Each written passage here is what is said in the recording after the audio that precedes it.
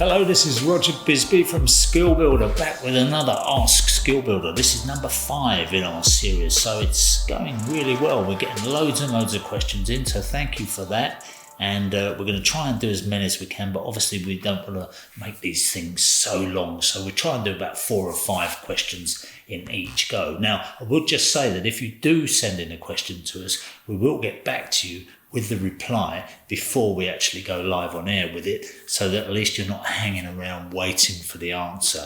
But of course, we'll still use it on the Ask Skill Builder program. So if we can, provided we don't get thousands and thousands of questions in, we should be able to answer them as we get them, or at least give you some kind of guidance. So anyway, let's get on with the first one. We've got Jon Curtis here. Now, John, he's got a leaking shower. Now, so this has become our favourite problem, if you like. Everybody's coming to us because they've got this problem, and he said he's going to redo it. He's had some advice, and he's going to use all the elements board and all the tanking kit that we describe, and even the No More Leaks sealing kit around the tray. So he's going to do a great job, but he said he's got some rot there. So he's taken out most of the rot, as we can see from these pictures here. He's taken out most of the rot, but he said he's just a bit worried. Should he remove the joists and do the whole thing, which means he's got to take the ceilings down and everything. Now, first of all, John, I've got to say that if you're going to start doing things like that,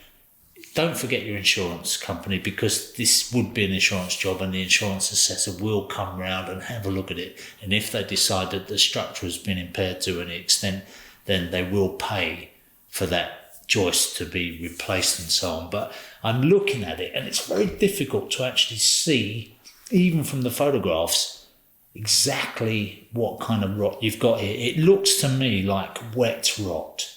Now, wet rot, the great thing about wet rot is once you take the moisture away, then it doesn't carry on, it stops. So you've removed the cause of the moisture, you've removed the cause of the rot.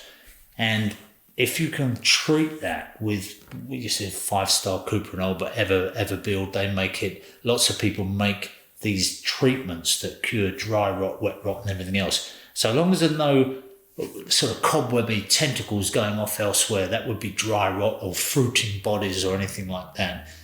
You can normally smell very, very acrid smell with dry rot.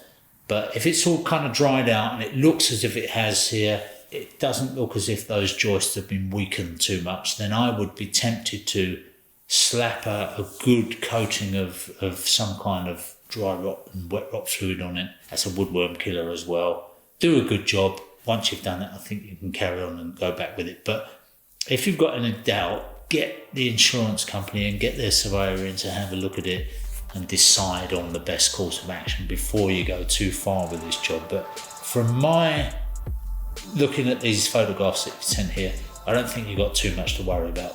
You're going to be doing a good job. You're going to be removing all sources, and provided that doesn't get any water back into it, I think you're fine.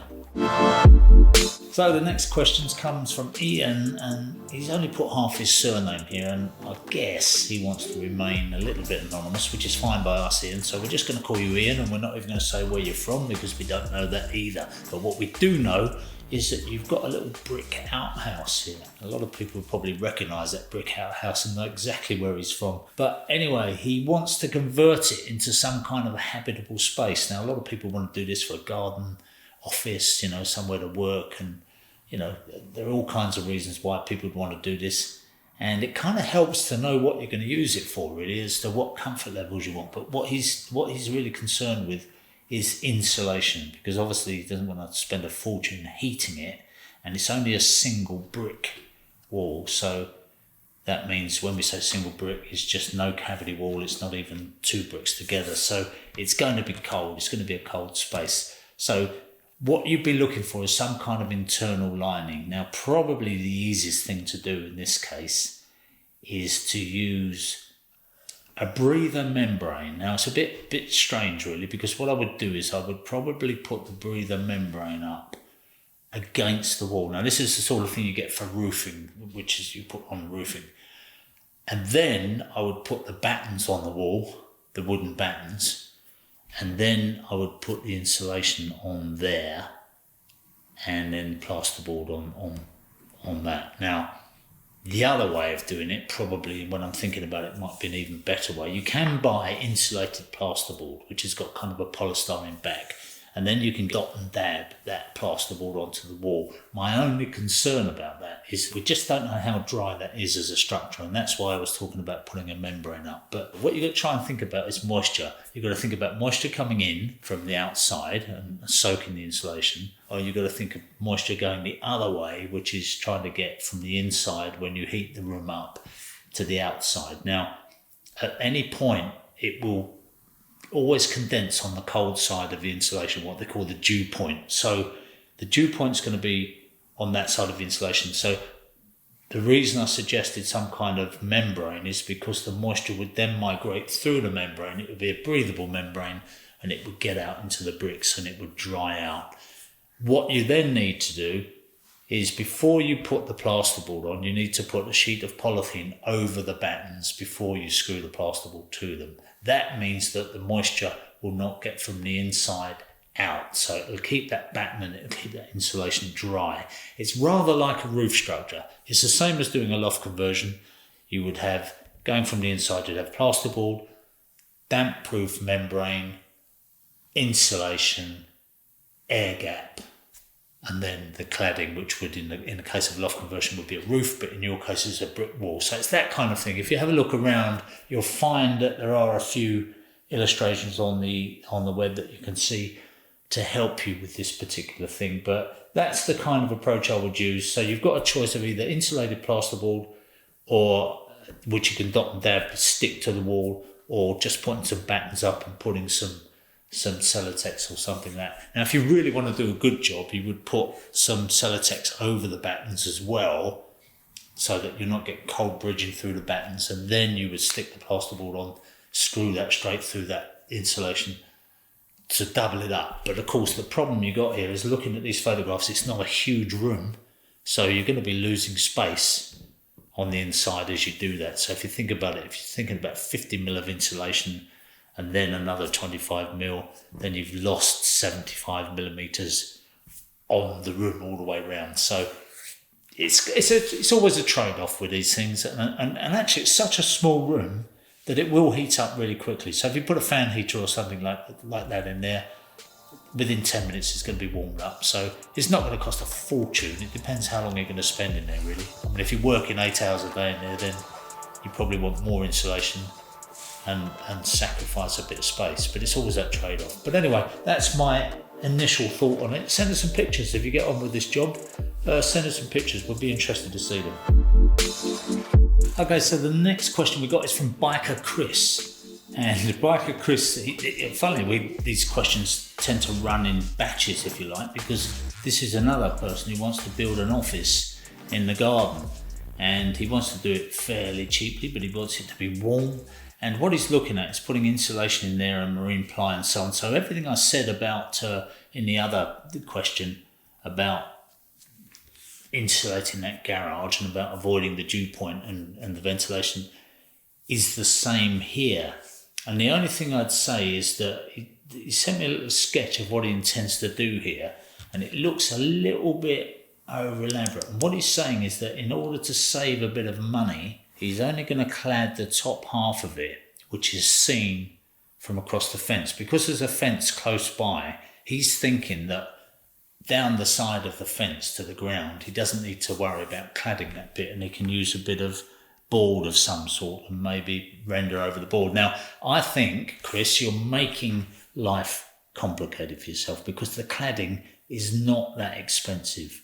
So what I would be tempted to do is just do the whole thing, even though you can't see that bit, just run it down. I mean, I built a place in my garden 20 years ago similar to this, and there are 3 sides where you can't really see very much going on, but I've used the same material and I've clad it all the way down to the ground, and tannalized timber, what we call sawn feather edge board or something like that, will do the job perfectly well. Won't cost you a fortune, and it'll be really durable, waterproof, and that's what I would do. So if you do that, what you need, let's go from the outside. You're going to have your feather edge timber, your cladding, if you like. That's going to go onto some timber structure. You need some breather membrane. Again, this is the roofing felt that you get now that's beautiful, breathable, doesn't trap the moisture in. Then you're going to have your insulation in there, and he's looking at using something like rock wool, which is absolutely fine for that job.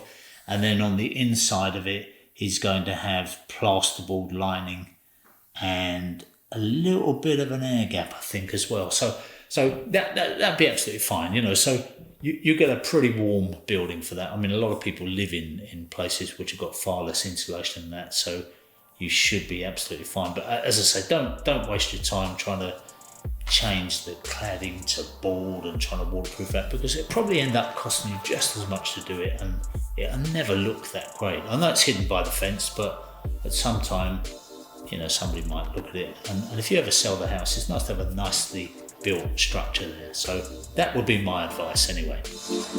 Okay, the next question we got is a very simple little plumbing problem. It's from Graham Hine, and he has got a basin that he's renewing, and he's got a waste pipe going out through the wall which he can just about get onto, and he said he tried to go onto it with an 1.5 inch pipe, and it was a bit baggy, you know, it was a bit loose on there.